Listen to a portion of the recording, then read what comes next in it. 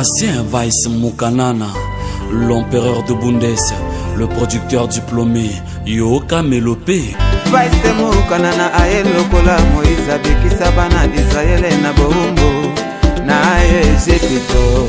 Weiss Mukanana moto liboso te baseka na mokili. Mite diplômé de Bundes. Weiss Mukanana salimai ata bana yako mela osukola ye ata bana yako sukola tama bakoli dosakani ye.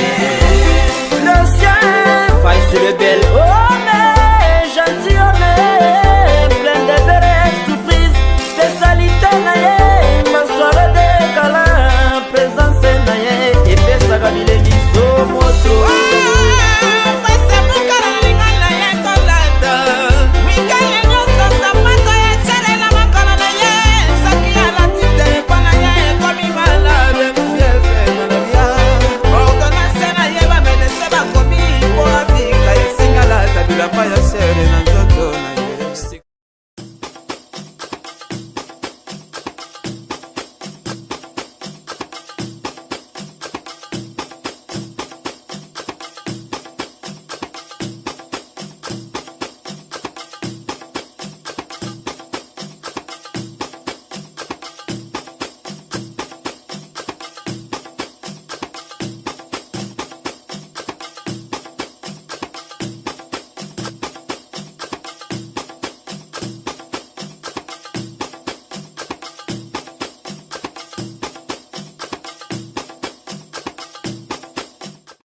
Très chers abonnés à Afro Bundes Culture, on a passé Bilongo Tébélé, et c'est là que nous sommes partout.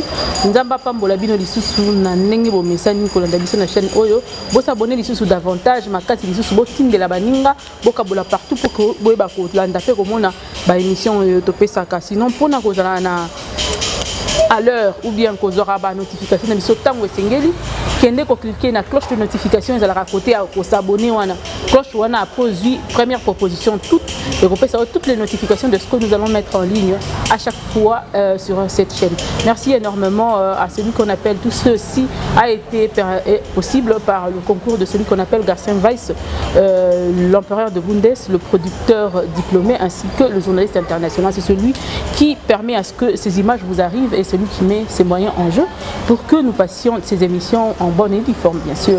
Et n'oubliez surtout pas par le concours de celui aussi qu'on appelle Gaël Neftali, qui est derrière la caméra, à qui, avec lui, vous recevez des images au top HD. Merci beaucoup à toi, Gaël Neftali. Mais pour aujourd'hui, je vais inviter mon collègue qui est belé sur Internet. Je vais vous montrer des images. Je vais vous montrer des images. Il y a des choses mais tu as quand même bonjour Karine Moyandi. Combien de temps pour ces silences? Pourquoi on ne voit pas des clips pleuvoir?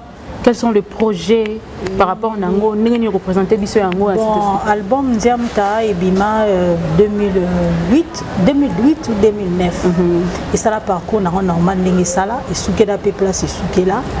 C'est vrai que silence et Zaki Makasi par rapport à un peu Nanganazo un peu Sima. Natala non les membres ils ont Kende et pour que na s'est relancé les soso, na s'est relancé qui au fait Nazo Nana s'est relancé. Naza déjà dans le studio, Naza ici déjà l'album, Naza en plein tournage. Mais qu'est-ce qui justifie ce grand silence depuis 2008 jusqu'à aujourd'hui? Pas d'album? Réalité c'est belé maman.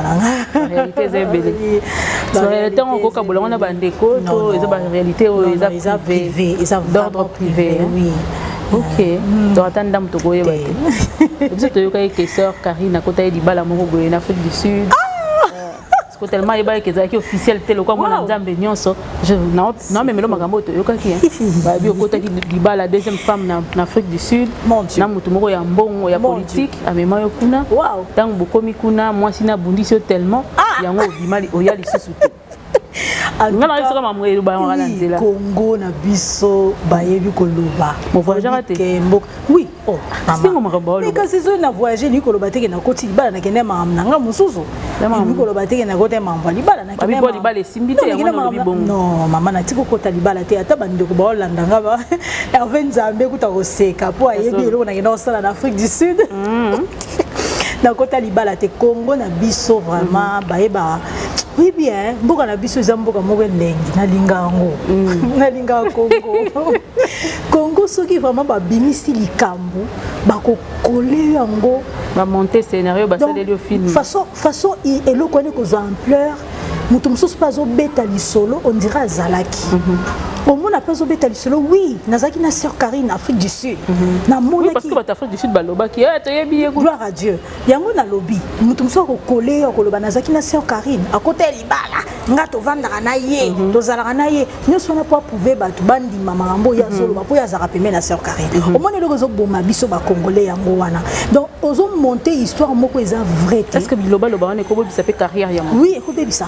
Andengeni. Et ko bebisa carrière mutu mususu soka fandi alinga sœur Karine à se plaindre dans comportement sœur Karine ayoka non sœur Karine na mabete vous comprenez tant oyoka loko wana azana esika oyo okendo ko azana source oyo okendo ko zo a vraie version te. OK, donc mutu muso ko yako tuna tuni mutu mususu anayoki balobi sœur Karine balobi ngape na yoka ki bongo ake susu pa mutu so ngape na yoka ki bongo mbala moko abaye na tout le monde atala to fanda na ba mususu mona lobi ayoki ka likambo moko nditi par exemple ya sœur Lombo était à vérifier information te ba morabi na bwaka ba CD alors na linga suko ka musique alors mbongo te na bwaki ba CD donc quelque part on le bakena Congo ba yoka ka lito imoko. Mais oui, je peux dire ça.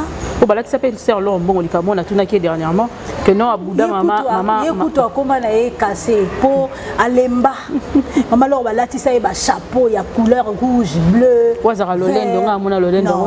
Non, yo zala na yeti. Ngala mona lolendo ngote en tout cas, ngala olobaka ke en tout cas na mona lolendo mama lo azala na ngote. Mama lo ndaza mutaba principe, ya za mutambo. So lingo tambola ne foza. So tambola ne foza la boy. So za boy tendo mona nde a lolendo te. En tout cas vraiment de ce côté là, atamukete. Balati sa ba chapeau ya ba couleur nyonso. Alata chapeau vert, alata chapeau rouge, alata chapeau jaune. Akoma alemba. Omoni so mutu ba lo banoko makambu eza nango vrai te mais ozana tenter ko banda ko expliquer moko banda ko expliquer bon que likambo eza boité tu n'as pas ce temps là ma chérie. Donc au vandi no kaka peso ko lobio se justifier ezaka na batamtema mabeka kaka bako bimaka kaka eloro mobo. Donc vaut mieux vanda no ka garder silence. Toi na mutu moko abundela biso ezala kanza. Orumicha wana obandi koloba obandoloba no banda tongo tipo kwa mutonzi monza te. Vous comprendre? Mais tozana mutu moko abundela biso ezala kanza. Ce n'est pas pour rien la Bible dit garder silence moi l'Éternel je combattrai pour vous. Donc to garder na biso ka silence net histoire auto betana kota Afrique du Sud libala matikana ko kenda Afrique du Sud libala te. Donc kendaka na cadre musala. Na kenda na cadre musala en plus na kendaki normalement na kendaki pona na problème à lokolo. Naza problème à lokolo na kendaki ko so traitement nanga na tikala ko kota libala te Hervé Nzambe sozo yo kangai. Ozo yo kabalobi ke na kota libala en tout cas vraiment je suis désolé hein mboka na biso. Hervé Nzambe na pesi mbote na John Bajani. John Bajani producteur mo ya Afrique du Sud pe à travers Hervé Nzambe mingi John Bajani ya yo yango wana bien que lingala nous a vraiment passé mais tokeka bunga. Je te salue John Bajani Hervé Nzambe kuna ndenga na ibla Hervé Nzambe ton producteur wana ya voilà maestro voilà exactement maestro. En dehors de ça donc qu'est-ce qui se prépare dans le studio pour se préparer combien de titres pour ça la nini est-ce que ça même album ozo se remixer. Qu'est-ce qui s'est passé? Non, non, je remixé l'album parce que l'album est à Sikanaza, même si on est en plein tournage. Exactement. Non, ça va, ma clip, il y a l'album où il y a Sikado. Combien de titres? Pangol. Qui indique. Et la signe. Donc, il y a un baga. En fait, l'album Nanga, soko yo ki album Nanga, nandi mon za lingala. Mais naïmbaka qui andi moko kaka. Donc album moi mi balé titre nango eza Pangol. Donc pesanga makasi. Pangol. Pangol que la couche lenzia. Kubilangu banze que la couche lenzia. Kelankal hata muyukanze. Oh, kelankal hata muyukanze. Ziamkibina bin kupangolenzia me kupangolenzia mo kupangolenzia Ziam kibina bin kupangolenzia mo kupangolenzia mo kupangolenzia Gwenzi miti yake bibe Gwenzi miti oh yake bibe Ziambo Ziam kibina donc ça me pisanga makasi na salelo ni langana yo pourquoi oncle ozala to composer ozala ozala soki azate soki nzamba asepeli azwa molimo na ye bamisusu baobota mais na famille batoza na batata mwasi ebele bapapa leki ebele balobaki yandi te tizo so oke na famille na biso omona penake baolobaka kiyandi okaka nzambe nanga lakisanga pe ata naloba bongo sikoyo oyemba ngo nazo donc eza monoko na biso moko nalinga yango mingi eya kitoko loko anglais kiyandi donc kiyandi eza kitoko moko nalinga monoko na biso wana moyebi olobati mana yeboloba ngo te nalinga na mboka peut-être osala na wana tandeni tant pour que kuna balabaka bamemaki sukuna sopana on fait avec, hein, c'est le Congo. Vraiment, tout ça, tu mets ça dans le bois, tu vas baloba, tu s'accrocher na wana urobela mutu et tout ça là, mais nous avons muta justifié quand même, vous avez vu le biso les alarandini. Tout ce qui est malin vers la fin pour télévision zara likambangonga, oui, pour la nini pangol. Pangol la lobi zamba pesanga makasi par rapport ya marmionso yo ndeti outoloba. Ndeti utoloba tenga utoloba ndeti ona memeli la o memeli ndeti o mukile loba donc ça veut dire donc c'est-à-dire que na kota kilibala na kimi mtu moka mbongo politicien moka mininga kuna ekela matoya bato yango na lobi nzambe pesanga makasi apparemment de outi na kati o ministère mari tanga ndemba ayimba vale ya baka tanga yeko témoigner avec les parce qu'on a traversé qui boye yo pe est-ce que aux qui ba kumoko de la vie ou epesi yo loba que pangol oui na autre biso ezaba maramo privé surtout choc makasi na yeko zwa dans la perte de maman. Waouh, wana vraiment merci. Wana isa choc makasi, isa vraiment choc. Donc isa ki loka ba otenga ilo mo boulé. Mais gloire à Dieu parce que Zambé a eu beaucoup de sabato makasi. Dieu m'a donné la force, paix à ton âme maman. Et maman na biso mama biso na okanisa yesu mukolo moko boye tango basali nga nzembo nziamta azo en fait tokenda oyemba nzembo ya Congo ya Congo repentance oyo basangisa mama Olive basangisa ba musicien donc nzembo wana moi partie wana ezaki traduction mama nanga mutu asala nga traduction wana mama nanga abazai koyeba koloba yandi pena bien te ngo banda otinda ngi papa leki mais moi partie wana muke yende muta asala nga traduction wana bon maman ezala choc makasi yango je ne sais nga pe a participer à la carrière na vraiment oui maman participe à la carrière na maman za opesanga ba conseil maman za contribuer et elle est dans mon aliboso non ngaza deuxième on est très proche de la maman oui tozaki nazaki vraiment nakoloba yo yebi très bien je sais de quoi je parle oui donc ma mère était une copine ma mère elle était vraiment une copine mais amour soka katanilio wana pena donc soit na boyo kana te mais après bongisi na bino donc voilà liwa maman na ngande sala vraiment est-ce que manque absence na et affecté qui peut carrière na oui je peux dire oui parce que nazako préparer album oyo ayeba eke na préparer album et puis maman zalaka soki na osala nzembo il faut abondela ponango maman zaki omona biyaka na CD na on a prié ponango mona bondeli ponango mais eloko wana ndezo zanganga mais je sais que Dieu est là et nzamba zo sala ndé à travers je sais que Dieu est là bon. Quelle leçon tu as retenu pendant tout ce temps où tu as été avec ta mère, l'inga accompagné qui et tout ça, la leçon tu as retenir il y a makasi na musala na yo et na vie de prière.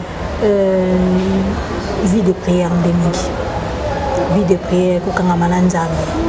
Ko sala nzambe dans la vérité. Servir Dieu dans la vérité parce que nous autres le pamba. Nous autres le pamba. Ko beba tout moment. À quoi bon à quoi bon hein? À quoi bon gagner beaucoup de sommes qui perdre ta vie et perdre le royaume. Ils en ont la montée. Servir Dieu dans la vérité. Amen. C'est ça. À quand le premier clip, à quand la première chanson pour la promotion à la télévision? D'ici là, date non a évité, mais ça sera pour cette année. Non. Et comment on aura déjà cette année, oui. Okay. Cette année 2021, Sœur Karine Nazo zonga na scène, naza en plein tournage. Et donc, vous avez un clip surtout Pangol, Bozwango, Kaming, te Pambola Mabota et Belé. Ngana lo bango. Oui, bien tous yo comme mon côté hein Mireille. Mais façon comme toi na oyembela, et comme mon la présence en Zambie. Exactement. Et ça va dire mon souci anglais to yo kaka. Mais vous comprendre mais façon comme toi na oyembela, ndenga zo présenter en gros et mon la présence en Zambie. Et banzi mon souci ya Chiluba to yo karaté. Mais ndenga mutu wana zo yembela ndenga zo présenter yango et mon la présence en Zambie. Bo sunga biso pe na moi bo so na sepeli na mélodie na sepeli na présentation na yo bo sunga biso na ko sous-titrer ka bandembo pour ne permettre biso to yeba comme contenu ya eloko wana ezo matisa sur la dimension mususu. Oui, et salama. Et salama. On va commencer à expliquer la chanson. Exactement, donc c'était ça. D'ailleurs, une question m'a encore échappé qui était déjà presque là, tant vous avez expliqué que Koyemba, ainsi de suite, mais ça va venir avec le temps. Ce qui m'ont à Tali, à Routala aussi, Koyoto, à l'Andi émission, on a télévision, tout partout. À quel stade vous êtes exactement et que, à part on a eu ce qu'il faut aller à la à Sunganga. En fait, si vous avez un Sunganga, dans une étape à clip, dans une étape à clip, bon. Ton enregistrement audio déjà ici. Non, enregistrement audio ici, mais dans le studio, dans Zobo, Misaka Babiloka Mike, parce que Banzem aussi l'a raté. Banzem aussi l'a raté. Et puis inspiration aussi. Donc, nazo bomisaka banzema mike mais banzema on ceci dans une étape à clip so il mutaza pour ça contribuer pour contribuer na ba tournage clip à bengayo à roleka par qui et comment ça va se faire à bengayo na numéro oui vous pouvez donner votre numéro. Numéro c'est le 090 34 88 157 090 34 88 157. Donc voilà, sur Benginga, aux hommes, mon sœur Karine. C'est pourquoi les talibans ont plus 243. Plus 243. Même si on a dit ça local. Non, on a lobby qui est pour la ligne.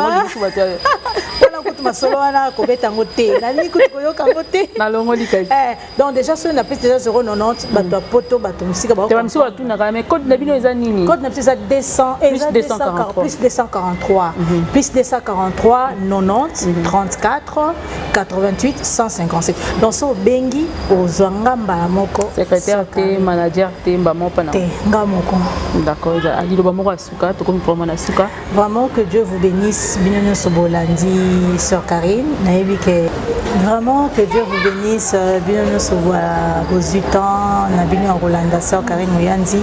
C'est vrai que bozoka moi ça fait longtemps, ça fait vraiment longtemps bon mon sous sœur Karine te maintenant je suis de retour nzambe ya pambola bino boyamba album au Pangol na mutema moko ndenge boyamba nziamta nziamta epambola ki mabota ebele Pangol pe ko pambola bino bisika bozwami.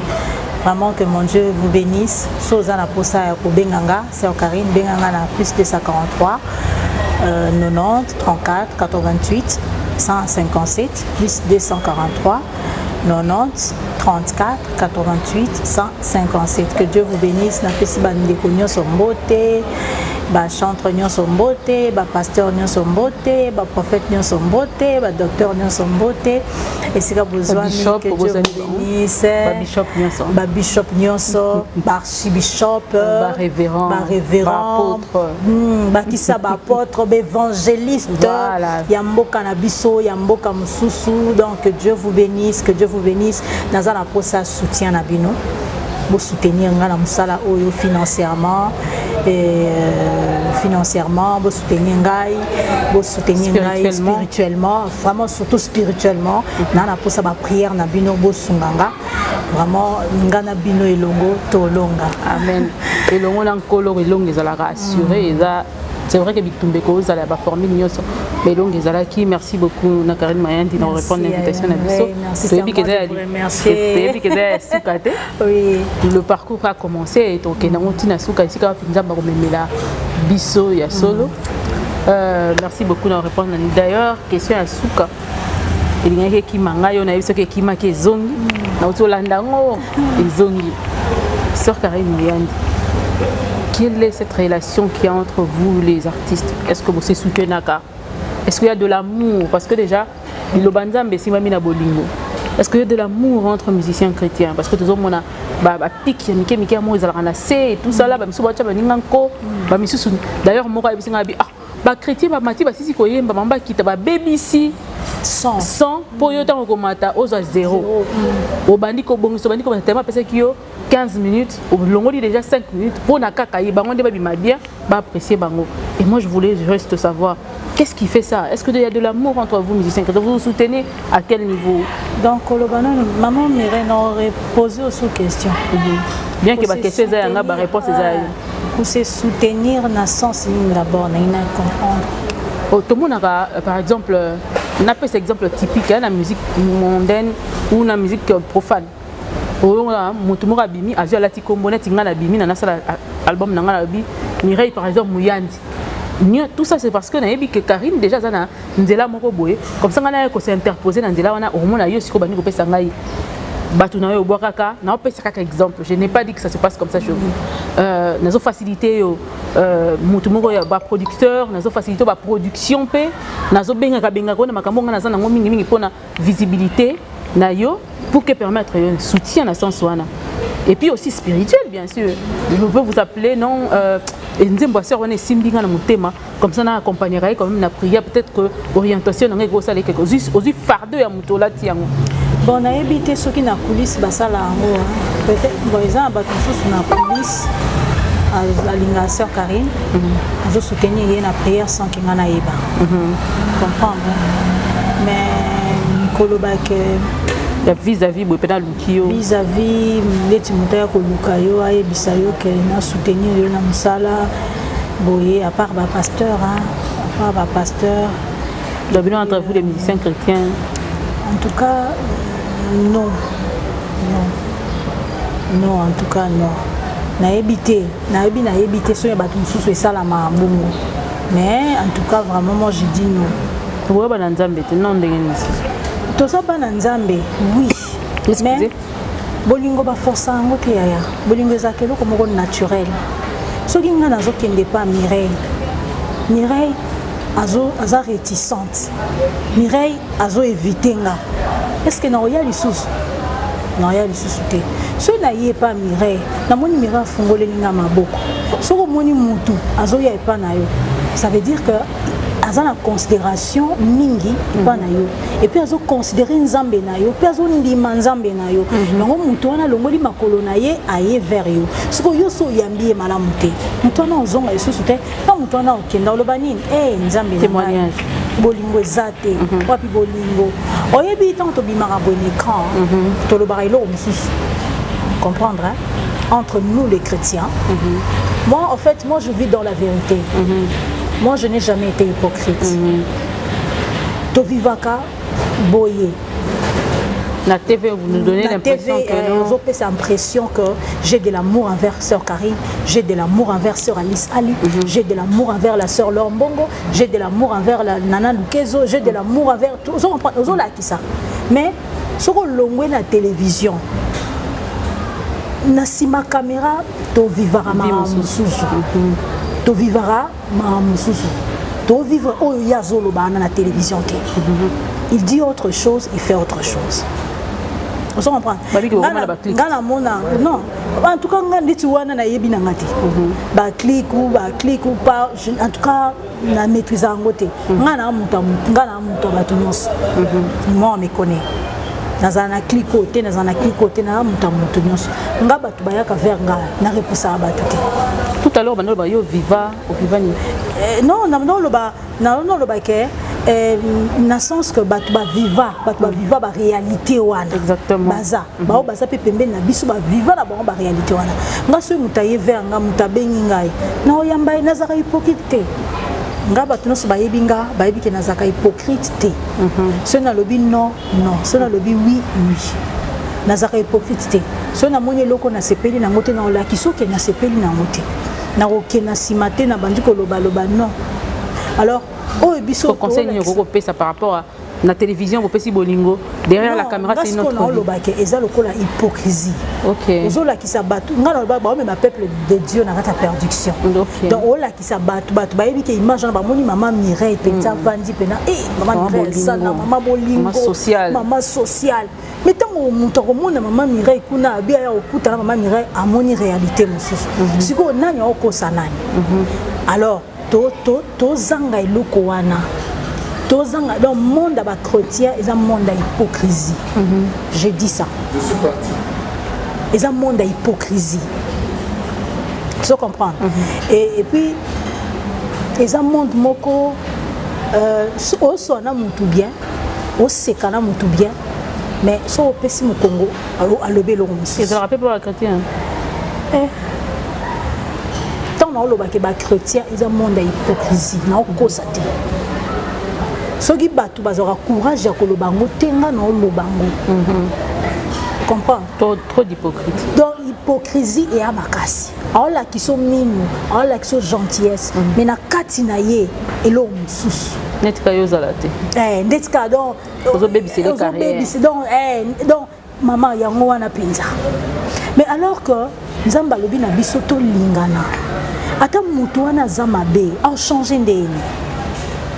achange ndeni benda ye pembeni na yo lakisa ye nzambe na yo lakisa ye nzela oyo ozolanda ya solo mutu akochange mais soki ozorejeter voilà barejet eza mingi na monde biso bachrétien oui barejet eza mingi oya danger yo ozoya donc barejet eza makasi donc poto bolingo vraiment bolingo vrai amour sans intérêt exact vrai amour vraiment vrai amour pe nazo sentir penza ozomona nazo sona sœur moko na c'est qui sont mami c'est wana ebisinga lobi na ebisinga bi maman ozomona na tabi te wa monde na bino wana ya ba musicien wana na linga kutu kokota ngote ozo comprendre na linga kutu kokota ngote maman na linga te na linga kutu na linga te amona ya makambo et sœur mususu akamwa en fait aye musicien azui musicien nanga pour accompagner tango akekuna epa azonge epa na nga na yebisenga bilokolo ke bete pa Mireille longwa na groupe na ngai alongoli na ndenga solo bilokolo ke bete pa Mireille longwa na ko wana yena Mireille basola raté to basola yena Mireille basola très bien okutu bazo seka bazo na piso ka moi exemple moka ya mikie bazo seka bien na Mireille mais Mireille azui musicien na ye po akende ko accompagner po a fini ka moi trou wana mais yesko tanga zongi ya ebisa maman Karine nazo kende beta te ndongo ke beta kuna ko ya lisusu ate kwa ne pona mutuna abungisi répertoire Tony donc alingi kaka te alingi carré na ye muto akota te alingi oyo ya yezala ya ye alors bato ndenge wana bazé belle na monde na biso et c'est pitoyable donc eza patiemment dans le bagay ya tout ça est la nzambe donc mutu na nzambe na ye mutu na conviction na ye soko sentir ozo zakati na ezo pela que non il faut na sala bolamu mama sala so ozo sentir que na sala nga bolamu te ko sala no bolamu te biso nyonso to fukuta na biso nyonso na carrefour to samba liboso nzambe donc moment où eza batamoko oyo azo sala malamu a continuer kosala malamu azo sala mabe a continuer kosala mabe non yo pekisa ote Mireille non pekisa ote tika mabe parce que yo nanga to tanga bible yo nanga to sambela yo nanga to mata bangomba yo nanga to bondela bashika baba to lobanga na yo siko ngana yo pekisa onde non oyebi bible donc oza consciente ne loko ozosala oyebi ke loko na osala ya mabe mais ozosala ngo kaka bible ezo recommander biso bolingo mais yo oza na bolingo te ozo comprendre bible ezo recommander biso ko aider mais yo aidaka te likambo ba clique wana nayokaki pe frère moko nayokaki frère moko ba oyo soko ke kuna bobebani okosala net ngana na clique mona kosalela o musala te ata arrangeur de son nanga to guitariste nanga soka ye ko accompagner eza trop na musique wana na monde wana plutôt eza trop et en tout cas vraiment maman nanga na tie mai na monote na tie kwanga na kingote eza trop ndeti nayokaki musicien moko bayambaki ye alobi likama ba clique oya abi mais ekomi nango kaka ba clique so oki oyebi kaka o musicien ona o bazalaka so ka sala mo lo na obengisaka musicien o na ona o ya zalaka en tout cas ngai na nga mutabati nyos benga na biso ngana na mutabati mutu nyos na parti prité na clique morte o na zalaka na clique oyo o na zalaka na clique oyo na nga mutabati nyos question na nga on opposant au télé. D'accord. C'est ça le problème. Il faut ma casse mini. Mais c'est pas ça avoir AVC. Mais faut la caméra. On a compté 1, 2, frère, sœur Karine Moyen Diobala. Non, 3. C'est pour bientôt. C'est pour bientôt. Amen. 5, 6, 7. Oui, mais c'est vrai qu'on est maintenant homme marié. Wow. 8, 9, 10. Voilà, t'es. Pas sûr. Autant il y a la caméra, autant la caméra pour la vérité. Maman. Karine Moyen Dibabi, on a dépassé. On a mon amour Tinda na bande. Oh là là, non, c'est faux. Sérieux, on est là. C'est faux. C'est faux. Oui. La question sera. La question répondre. Oui. Moi, non, et puis comment on a été. C'est Giovanni Mobobo. Ah non. Na bandundu. Ah t'es. Ils ont un solo terre. Bon, ça va, je crois que pour aller il faut plutôt souka. Merci. Pour n'ati kopema. Mais est-ce que ça ndeko ya sœur moka yembi nzambien? Té. Ba bi bona ba très mingi bokokana. Ah bon. Oh, zota ya koyoka nzema ba yemba nzambien. Sœur moka zo yemba ba bi ana ba timbre vocal na yo. Aoyemba lokola yo, ana ba geste na yo, ana elongi muke lokola yo. Non, nzema Amina tselanga na se. Amina boma moto. OK. Ah, tout ça bande côté. Mais bon, ba na tendance moko, timbre moko. Bilongine te kokani. Ngapena ndimaki kwa tainde ko. Omoni na koyemba d'abord nde tozaboye.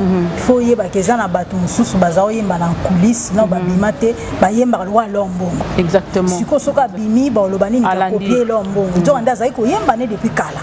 Nati ngapena bana na timbre na ozana ndenge nanga. Ndenge na. Il y a pas de souci. Je crois que aussi merci maman. Ba bisi to sala. To pesa na mbote boye. Ya ndenge on a suscité. C'est à moi de vous remercier. Merci très chers téléspectateurs, merci énorme. J'ai été très contente de vous recevoir. Merci na ba question na sincérité na on a plateau. Merci énorme. Merci à toi Gaël derrière la caméra. Merci énormément à celui qui a permis que tout ceci soit possible. À mon DG Semben Ngouma que je salue à Evi Télévision. Merci énormément. Merci à toi Neftali derrière la caméra. Je m'en vais aussi dire merci énorme à celui qu'on appelle Garcia Weiss Mukanana, empereur de Bundes, journaliste international, ainsi que producteur diplômé. Merci à tous ceux qui font la force de cette chaîne, à tous ceux qui s'abonnent parce qu'ils ont vu ma figure sur cette chaîne, à celui qu'on appelle Simon Bakalate. Merci Bakalate Mbongo Yayo, Bakalate Mbongo Yayo Moko, Napesio Mbote Ningi. Au revoir, on se revoit très prochainement avec un nouveau numéro, avec un autre invité. À très bientôt. Bye bye.